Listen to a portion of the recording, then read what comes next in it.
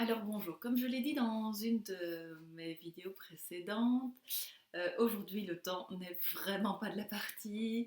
Il pleut énormément depuis quelques semaines maintenant et donc c'est un petit peu déprimant, surtout qu'on est fin du mois de mai et qu'on attend le soleil avec impatience.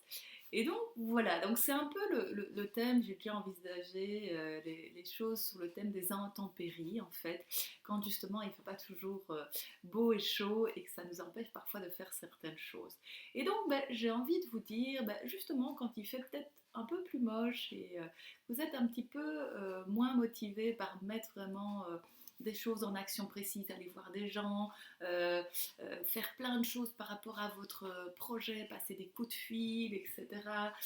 Que sais-je, prendre des rendez-vous et que là en fait vous avez vraiment pas envie, en fait vous avez juste envie de rester chez vous, peut-être à rien faire. Éviter de tomber dans la procrastination. Et c'est peut-être justement le moment de vous reposer et de faire des choses que vous n'avez peut-être pas justement l'habitude de faire. Par exemple, moi, au printemps, quand il fait beau, je passe mon temps dans mon jardin. J'adore jardiner. Planter des fleurs, des légumes, des arbres, j'adore voir tout pousser, etc. Donc je passe un temps considérable à cette saison qui est la plus propice, mais effectivement quand il pleut encore et encore et encore, il y a un moment on n'a plus du tout envie d'aller au jardin et donc voilà, on se retrouve chez soi à pouvoir justement peut-être faire d'autres choses. Et donc pour moi c'est l'occasion de me dire ok, même si je préfère faire des vidéos quand il y a du soleil, finalement puisque je peux pas aller jardiner, que je peux pas faire ceci, cela, ni faire un bon barbecue avec mes amis dehors, par contre, je pourrais quand même malgré tout consacrer du temps à faire quelques vidéos. Et donc c'est ça, c'est quand le temps n'est pas de la partie, peut-être essayer de trouver malgré tout, essayer d'être créatif et de trouver d'autres idées, d'autres choses que vous pourriez faire malgré tout. Donc c'est peut-être le moment justement de vous poser, de reprendre votre bloc-notes, un crayon et de repenser à votre projet. Tiens, où est-ce que vous en êtes dans votre projet? Peut-être justement vous refaire un planning. Où est-ce que j'en suis dans mon projet? Est-ce que j'ai les différents éléments qu'il faut? Quelles sont les étapes que j'ai déjà réalisées? Et peut-être justement, je veux dire, vous remonter le moral vous-même en disant, mais tiens, finalement, j'ai déjà fait ça, ça, ça et ça. Pas mal quand même. Et donc du coup, vous félicitez, j'ai envie de dire, de vous auto-louanger.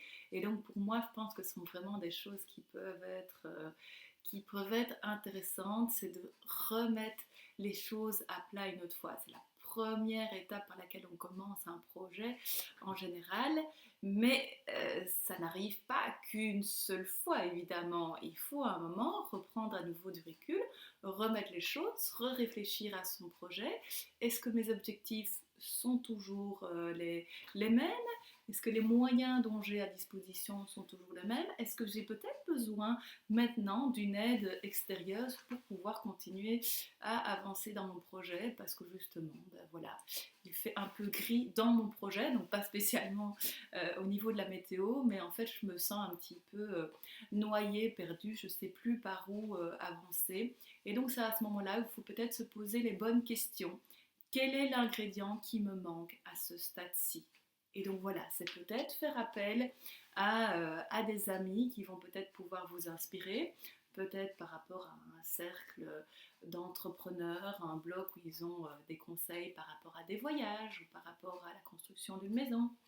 Peut-être effectivement faire appel justement maintenant à un coach qui va pouvoir vous aider à pouvoir remettre vraiment les choses à plat, à vous remettre en action de la bonne façon, à définir les priorités et vraiment pouvoir mettre en place alors les choses qui sont vraiment importantes et pouvoir à nouveau les définir dans le temps et avoir un planning clair et précis pour éviter justement soit de se perdre, soit de reporter au lendemain et de perdre du temps inutilement pour rien.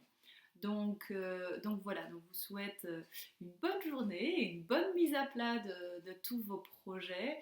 Et bien sûr, si vous avez besoin d'autres conseils, n'hésitez pas à regarder mes vidéos, allez faire un tour sur mon site internet sandrinecollard.com et à faire appel à moi si vous avez besoin d'un coaching, que ce soit en vrai ou à distance. À bientôt, au revoir.